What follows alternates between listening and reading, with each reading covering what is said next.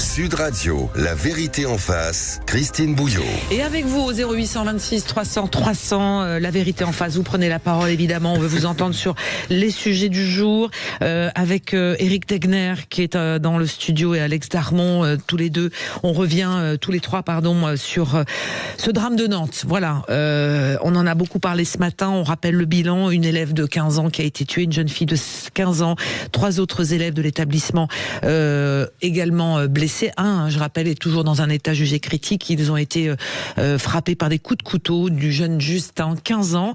L'élève de seconde, lui, a été interné en psychiatrie en fin d'après-midi. Impossible, disent les enquêteurs et le procureur, au vu de son état, de le placer en garde à vue pour le moment et donc de commencer à tenter de comprendre son geste. C'est extrêmement confus de ce que l'on sait, un profil qui intrigue. Et pourtant, hier, Bruno Retailleau, qui s'est déplacé à Nantes, le ministre de l'Intérieur, je rappelle aussi en campagne pour la présidence de l'UMP, il voit lui un fait de société. Alors fait de société ou fait divers ou problème aujourd'hui avec la jeunesse et problème de psychiatrie, on en parle avec nos auditeurs il y a un instant.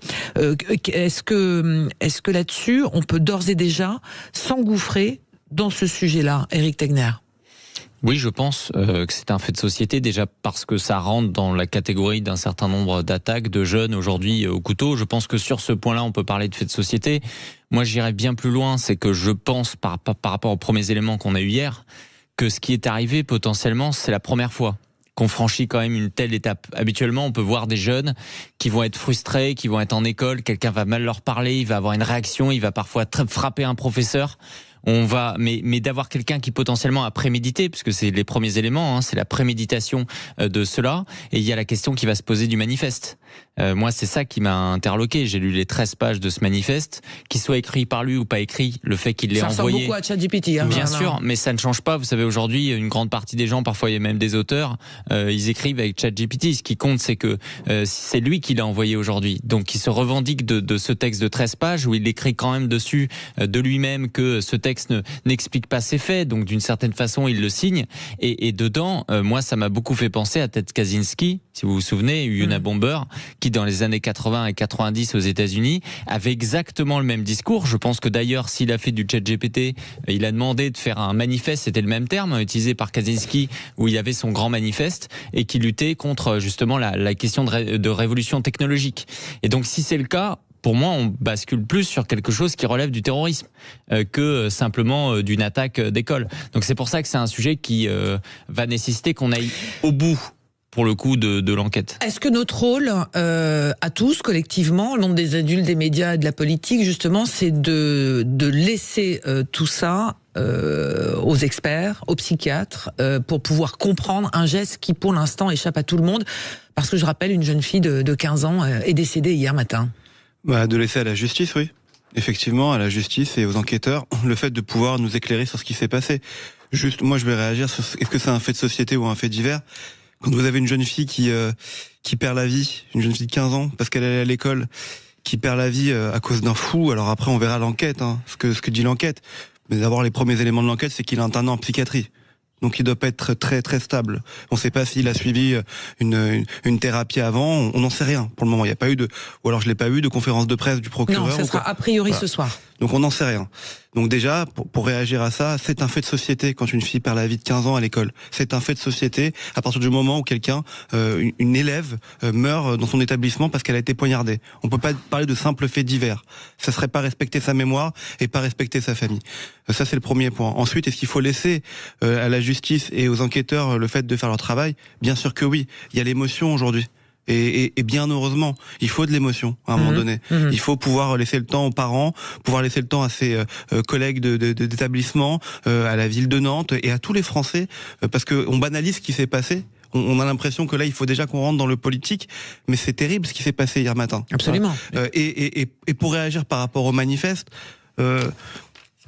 votre question, elle est intéressante, Christine, de savoir est-ce qu'il faut qu'on laisse aux experts le temps de pouvoir travailler, de pouvoir avancer, de comprendre. Oui, et puis il faut aussi que nous, on se remette un peu tous en question.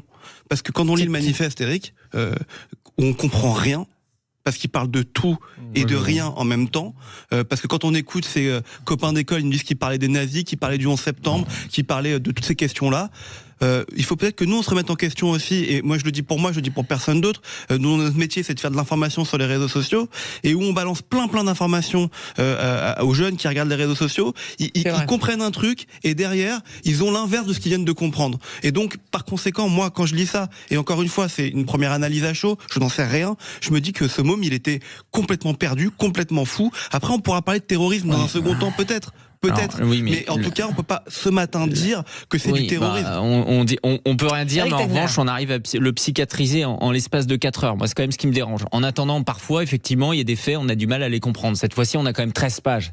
13 pages, c'est quand même un élément qui sont publics, qui ont été certifiés par le Figaro, par des médias. C'est quand même pas rien. Et moi, pardonnez-moi, quand je lis ce texte, qui fait que la première chose qu'on s'est dit sur le fait que potentiellement c'était ChatGPT, c'est que le texte est tellement bien fait que ça ne peut pas être un enfant de 15 ans. Donc moi, je l'ai parfaitement compris, son texte. Aujourd'hui, c'est un texte qui parle d'écocide, qui va expliquer qu'effectivement, on est dans une société où on n'a plus de liberté, il y a une forme de dictature parce que les nouvelles technologies nous éloignent du réel. Oui, mais c'est pensé comme fond. Oui, mais personne ne sait, à part lui, et encore, est-ce que c'est certain, pourquoi il envoie ce texte. Enfin, on va vite en besogne en disant, avec ce texte-là, on doit expliquer ce geste. Pardonnez-moi, non mais pour aller au bout, parce que deux choses. Personne ne sait. Bon, moi je suis habitué, je vais être cohérent. Quand il y a un attentat terroriste islamiste et qu'il y a une revendication en l'espace de 2 phrases de Allah Akbar, etc., on est en capacité de dire qu'il y a un biais qui va vers du terrorisme islamiste. Cette fois-ci, on a quand même 13 pages. Je trouve qu'on a plus d'éléments. Donc c'est quand même un point qui est important. Le deuxième, c'est que moi, la psychiatrisation, je m'inscris en faux complet. Je pense que, je vais vous dire, Ted Kaczynski, même au bout de 20 ans, même après avoir fait plusieurs morts, même après avoir envoyé des bombes, on a voulu qu'il plaide la folie. Il y a une réalité aujourd'hui, c'est que... Vous êtes en train de dire que là, on maquille quelque chose autour de la folie ? Non, c'est pas qu'on le maquille, il n'y a pas un complot. C'est horrible ce que vous dites, Eric. Non, il n'y a pas un complot. Ce que je veux vous dire, c'est qu'il y a un phénomène dans la société qui rejoint ce que disait Alex tout à l'heure, c'est que quand on ne comprend pas quelque chose, on le psychiatrise. Non, mais c'est parce que ça fait peur et donc on va dire il est fou. À quel moment il est fou quand quelque chose a l'air assez prémédité? Au bout de 4 heures, peut-être qu'il était forcément perturbé devant la police et ça semble normal. Il a 15 ans. Mais c'est pas parce qu'il a 15 ans que c'est un débile en fait. Non, mais c'est pas ça. C'est qu'il a 15 ans. Oui, mais vous savez, le discernement à 15 ans. Mais non, mais en fait, je veux dire, pour vous les mettez dans la même case. Je veux dire très honnêtement, je pense que certaines générations ne comprennent pas les jeunes aujourd'hui. Je vais même citer une journaliste d'extrême gauche, donc je ne suis vraiment pas d'accord avec elle, qui s'appelle Salomé Saké, qui écrit un livre qui s'appelle Sois jeune et tais-toi, et qui explique qu'il y en a marre, qu'on mette tous les jeunes dans la même case, qu'on les prenne pour des débiles, puisqu'on dit c'est la génération TikTok, comme si vous alliez sur TikTok juste pour voir des jeux. Sur TikTok, c'est extrêmement politique, pardonnez-moi. Moi, je suis beaucoup sur TikTok. Le contenu, il y a beaucoup de jeunes. Oui, mais il y a beaucoup de jeunes qui font de la politique, qui s'intéressent à ces sujets. Ça a été interdit au moins de 16 ans en Australie. Bien sûr, mais ce que je veux dire, faut arrêter de croire que parce que vous avez 15 ans, vous êtes un débile à 15 ans. On leur demande de faire. C'est pas ce qu'on dit. Je suis simplement pour le passage à l'acte peut être complètement Souvenez-vous d'Éric Tegner à 15 ans. Est-ce qu'il ressemble à celui que vous êtes aujourd'hui ? Moi, j'étais extrêmement. J'avais de grosses convictions à 15 ans, peut-être plus qu'aujourd'hui. Non, mais je suis pas sur la logique de ce garçon-là, mais en fait j'étais complètement en capacité, même à l'âge de 12 ans, d'être extrêmement convaincu de mes convictions. Et à ce moment-là, j'avais des grandes personnes qui me disaient oui, mais ça c'est tes petites idées, etc. Et comme si en fait on est juste des enfants. Au-delà, attends, juste pour répondre à la psychiatrisation. Déjà, il a été mis en psychiatrisation hier soir. D'office, ça ne veut pas dire qu'il ne va pas être jugé. D'accord ? Ça veut dire qu'on peut encore l'interroger, qu'il peut encore redevenir comme dans un interrogatoire habituel. C'est juste qu'on a jugé, et c'est les enquêteurs. Vous pouvez pas faire de garde à vue. Non, mais oui, non, si, la garde à vue a été levée. Il y a eu une garde à vue. Justement, on a jugé ça pour pour pas qu'il fasse de garde à vue. Donc c'est les enquêteurs qui ont jugé qu'il n'était pas en capacité de répondre à un interrogatoire. Rien ne dit que dans 2 jours, dans 3 jours, dans une semaine ou dans 6 mois, il ne sera pas amené comme un coupable, enfin pas un coupable, un suspect plutôt lambda, et qui sera pas interrogé. Ça c'est le premier point. Mais on peut juste comprendre qu'un gamin de 15 ans qui a fait ça hier, on se dit peut-être qu'on va pas le mettre dans une salle et l'interroger non-stop, parce que de toute façon on n'obtiendra rien, parce que comme tu le dis, son manifeste c'est vidé. Quand on interroge ses copains, quand on fait évoluer l'enquête, on voit qu'il était je suis personne pour dire instable, mais en tout cas il était jeune, et donc peut-être qu'on va... que vous parlez du 11 septembre, tout le monde parle du 11 septembre. Il parlait pas d'une chose, il parlait pas qu'il n'était pas coupable, j'ai pas dit qu'il ne devait pas être jugé ou quoi. Moi, j'ai jamais dit ça. Ce que je suis en train de te dire, c'est qu'il y a un moment donné, il faut qu'on arrête dans la dictature de l'émotion et de se dire tout de suite. Et justement, moi je mets pas d'émotion là-dedans. Par exemple, je peux dire que dans les années 20, il y avait une vraie corrélation entre une certaine tendance écologiste et de nazisme aussi. Vous savez, il y a des possibilités. Pardon ? Mais bien sûr, ce que je veux dire, qu'il cite Hitler, en fait, ce qui est très compliqué, je vous rassurer tout de suite, je suis pas en train de dire que c'est un truc d'extrême gauche.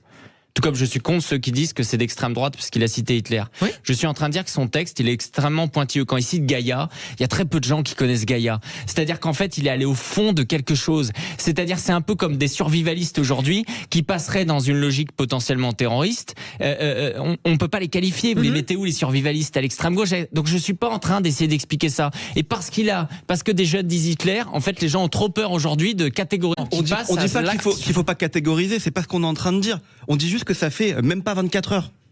Même pas 24 heures. Donc ça se trouve, effectivement, c'est un fait. Toi, tu dis que c'est pas un fait d'extrême gauche ou un fait d'extrême droite, ou que c'est pas des idées d'extrême gauche ou d'extrême droite. Je dis que c'est pas ça ce vers quoi je vais. Mais moi, je dis, je n'en sais rien. Oui, mais j'ai mis de la nuance dans ce que je dis. Après, faut en parler. Si on se dit à chaque fois, on laisse la justice faire. Est-ce que c'est normal? Alors, je voudrais qu'on avance un peu parce que je voudrais qu'on avance un peu parce que, mais est-ce que Bruno Retailleau a raison de faire de la politique? Est-ce qu'on a raison aujourd'hui de parler de tout ça? Alex Darmon, Éric Tegner, Alex, commence par vous. Est-ce qu'il est dans son, finalement, il fait de la politique tout simplement, émotion, réaction? Moi, vous savez, je pense que d'abord, c'est son rôle, il est ministre de l'Intérieur. Donc heureusement qu'il se rend sur place hier avec Elisabeth Borne. Non mais ça d'accord.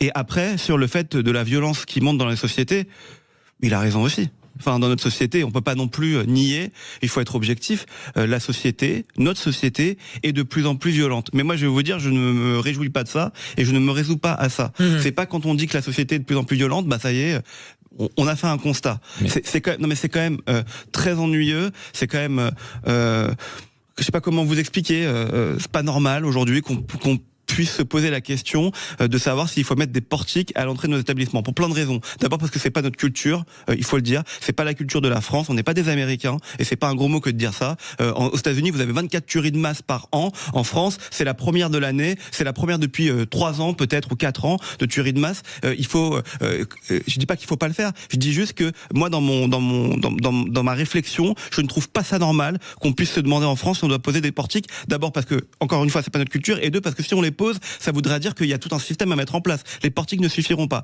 Donc juste faire des annonces comme ça, pour moi, ne suffit pas. En revanche, parler d'une montée de la violence et essayer de la comprendre, oui, bien évidemment, qu'il a raison et qu'il faut se poser la question. Pour moi, il a pas fait de politique. Il a fait justement ce qu'on fait jamais, c'est-à-dire qu'il a pris un temps d'avance. Quand on pose la question, qu'est-ce qu'on peut faire contre ça? Moi, j'ai pas la réponse.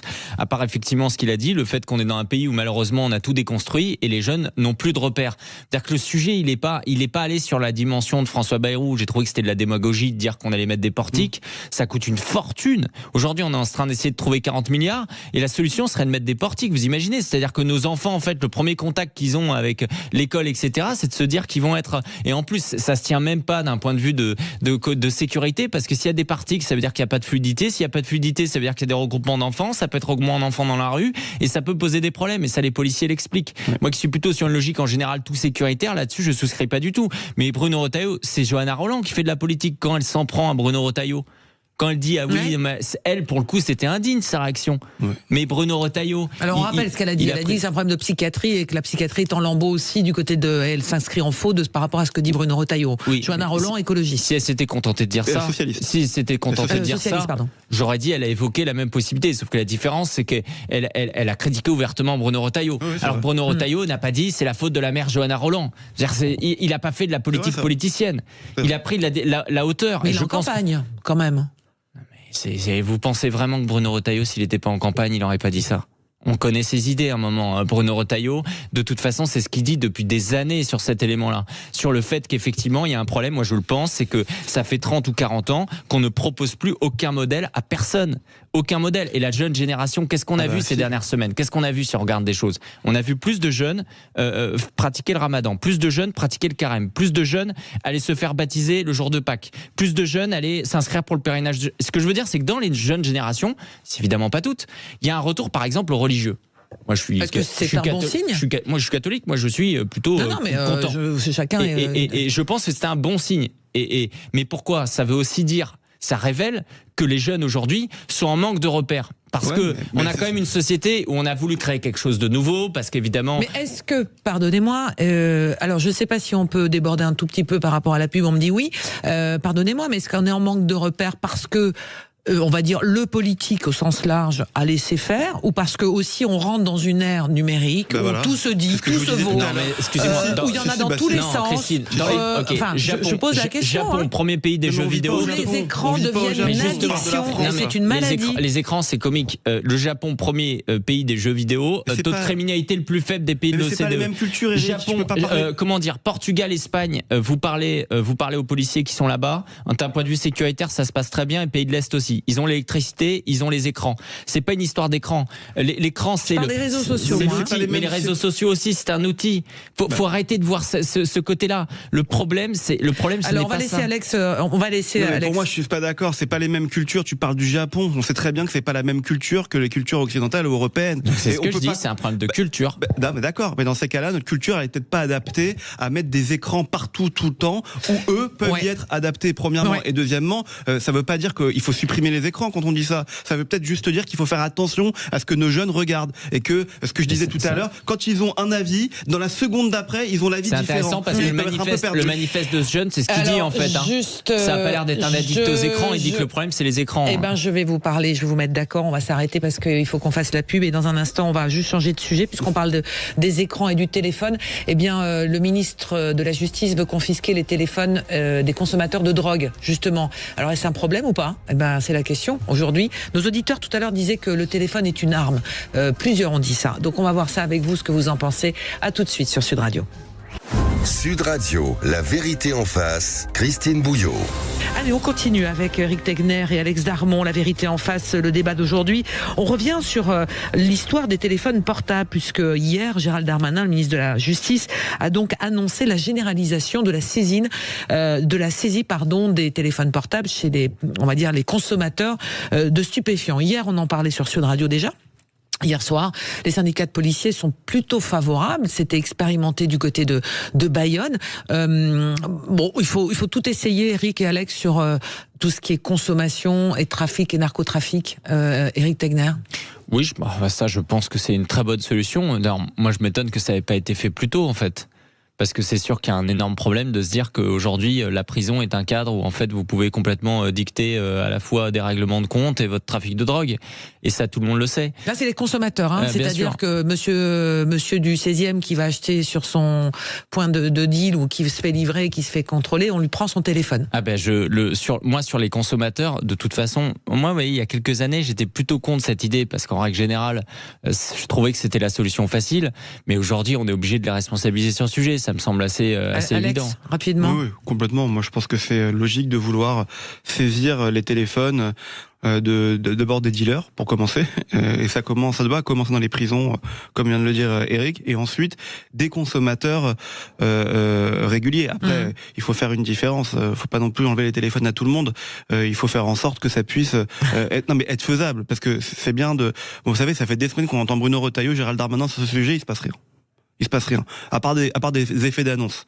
Donc d'abord, il faut savoir si il propose ça, est-ce que constitutionnellement ça tient? Parce que on sait, et je sais qu'Éric va dire, moi, faut qu'on passe le côté, le pays fonctionne comme ça, donc c'est bien d'annoncer ça, mais il faut que ça tienne, il faut que ça se fasse. Donc est-ce qu'il faut que ça passe par la loi? Est-ce qu'il faut que ça passe par un décret? J'en sais rien, mais il faut que ça puisse vraiment se faire, pas juste une annonce. Et deuxièmement, il faut que ça soit faisable. Et pour que ça soit faisable, il faut que ça soit réaliste. C'est tout ce que je dis. Mais effectivement, parce que ça risque d'être compliqué, parce que si vous prenez le cas, par exemple, d'une saisie, quand il y a une saisie d'une voiture, si la voiture est fermée, le policier est obligé de faire appel à un OPJ, un officier de police judiciaire. Ça prend plusieurs heures à ce qu'il arrive, c'est compliqué.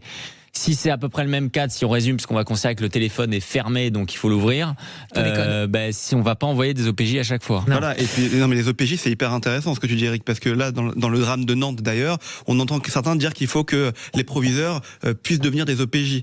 Oui, pour pouvoir qu'on puisse fouiller plus facilement les collégiens ou les lycéens aux abords des écoles. Si tout le monde devient des OPJ, il peut aussi y avoir un problème. Dans la société, dans une société sécuritaire. Allez, il nous reste 3 petites minutes tous ensemble et je voulais juste, parce que ça c'est un sujet aussi qui concerne beaucoup de Français, les déserts médicaux. Le gouvernement se déplace au quasi grand complet avec François Bayrou du côté du Cantal pour faire des annonces pour lutter contre ces déserts médicaux. Il se dit qu'il ne devrait pas entériner l'idée d'obliger d'installation, l'obligation d'installation des médecins pour lutter contre les déserts médicaux. C'est une proposition, c'est un projet de loi qui a été voté, qui est transpartisan et qui a été voté à une large majorité à l'Assemblée, mais qui a mis le feu aux poudres au corps médical. Une grève massive est attendue pour lundi. Éric et Alex, et Éric Tegner d'abord, cette obligation d'installation, c'est un chiffon rouge qu'on agite, mais on n'y arrivera jamais. Enfin, c'est une fausse bonne idée. C'est encore une idée, pardonnez-moi. Ça c'est vieux, hein. Bah oui, le communisme, c'est vieux comme le monde. C'est une idée communiste. Alors, on croit encore que dans le pays, on va faire de la planification et que ça va fonctionner. On croit vraiment. On va faire quoi maintenant? On va aller chercher les jeunes au lycée. On va voir ceux qui sont bons en maths. Maternelle. Et on va à la maternelle, oui, comme dit Elisabeth Borne, et on va les obliger à aller faire médecine, etc., à les cravacher. Parce que vous croyez vraiment que les gens, ils ont envie de faire médecine après ça? C'est le problème énorme. Ça fait des années que on l'a expliqué. Il fallait justement permettre à beaucoup plus de jeunes valeureux de devenir médecins, et c'est ce qui comptait, et de valoriser ce métier. C'est absolument ahurissant. Est-ce qu'on y arrivera, Alex? Ça fait quoi ce qu'on disait juste avant sur faut que ça soit faisable. Je sais pas si on y arrivera, mais en tout cas il faut faire quelque chose. Ça, d'abord, c'est le constat, c'est-à-dire que vous avez des zones effectivement qui sont des zones blanches, sans médecins, où des habitants de notre pays qui habitent à 300 km du studio doivent faire 25 km pour aller se faire soigner par un médecin ou dans un hôpital. Donc, il faut qu'on fasse quelque chose. Et je sais pas si on y arrivera, mais on doit essayer. Il y a un moment donné, quand des dizaines d'étudiants français partent à l'étranger pour passer leur diplôme dans des pays de kiné en Espagne ou en Roumanie, ça c'est complètement absurde aussi. Donc c'est bien de vouloir faire installer des médecins dans les zones blanches, de vouloir prendre des mesures pour le faire, mais je pense que ça doit aussi commencer avant et commencer au niveau des études et peut-être casser un peu le numerus clausus aujourd'hui qui existe. Et peut-être aussi la question des médecins étrangers qui aujourd'hui font tourner les hôpitaux. C'est une solution aujourd'hui on va dire d'attente, mais qui sont... C'est quand même complètement fou, Christine. C'est-à-dire que là aujourd'hui, la médecine dans notre pays, en France, l'un des pays leaders européens, est devenu un métier en tension. Oui. On manque de médecins. On attend d'ailleurs toujours la liste des métiers en tension. Ça, c'est une liste qui serait bonne pour le coup. Ça, pour le coup, c'est une réalité effectivement d'un besoin migratoire de médecins. Mais il y a des médecins étrangers. Moi, je les conteste complètement, mais ça, c'est quelque chose que tout le monde comprendrait. L'incitation, plutôt voilà. Donc, il va être confronté à une fronde des médecins généralistes si jamais effectivement il annonce François Bayrou cette obligation d'installation. Et surtout, les déserts médicaux, c'est tout le territoire français aujourd'hui. Avant, c'était quelques coins, mais il y a des déserts médicaux en plein Paris, donc ça c'est clair. Merci à tous les deux, Éric Tegner et Alex Darmon, d'avoir été avec nous dans ce débat du vendredi. Bon week-end. Merci. On arrive bientôt à l'info. Dans un instant, juste après l'info de 10h, ce sont les médias avec Valérie Expert et Gilles Gansman qui reçoivent le danseur Anthony Colette, qui est le gagnant de l'année dernière de Danse avec les stars, l'émission de TF1. Très belle journée sur Sud Radio. Très bon week-end. Et lundi, vous retrouvez Patrick Roger à cette même place. Je vous salue. À bientôt.